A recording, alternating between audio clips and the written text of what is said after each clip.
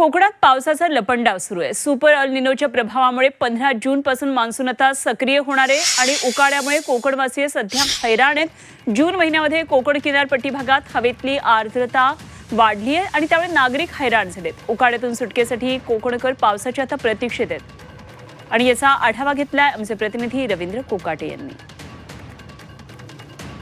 2 दिवस जिल्ह्याला पावसाने हुलकावणी दिलेली आहे। आजचा तिसरा दिवस आहे। सध्याची आपण ही चित्र बघितली वातावरणातली। सध्या आभाळामध्ये जे ढग आहेत हे पांढरशुभ्र ढग आहेत आणि एकीकडचं जर आपण वातावरण बघितलं तर कडक ऊन। हे वातावरण नक्कीच शेतकऱ्याला एक चिंतेचं आणि संकटाचं वातावरण आहे, कारण कोकणामध्ये मान्सून सक्रिय झाला हे आपण बघितलं। मात्र मृग नक्षत्र सुद्धा सुरुवात होऊन 2 दिवस झाले, आजचा तिसरा दिवस आहे। मान्सून ज्या पद्धतीने सक्रिय व्हायला पाहिजे होता त्या पद्धतीने सक्रिय झालेला नाहीये।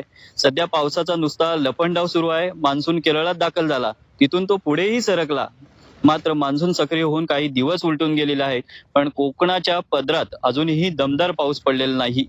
जून महिना सुरू झाल्यापासून कोकण किनारपट्टी भागात हवेतील आर्द्रताची कमालीची वाढ झालेली आहे।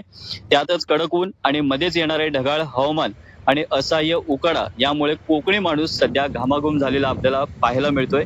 या कडक उन्हाचं आणि पावसाचं विलंबाचं मुख्य कारण अल निनोचा प्रभाव असं काही तज्ञांकडून म्हटलं जातंय।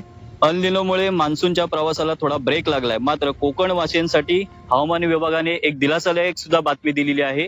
येत्या 15 जून पासून पुन्हा एकदा दमदार मान्सून सक्रिय होईल असं सुद्धा हवामान विभागाने अंदाज वर्तवण्यात आलेला आहे।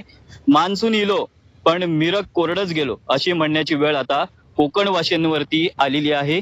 त्यामुळे सध्याचं वातावरण पाहता नक्कीच बळीराजा कोकणातला आहे तो चिंतेत आलेला आहे, संकटात आलेला आहे। Ravindra Kokate, Zee Media, Ratnagiri.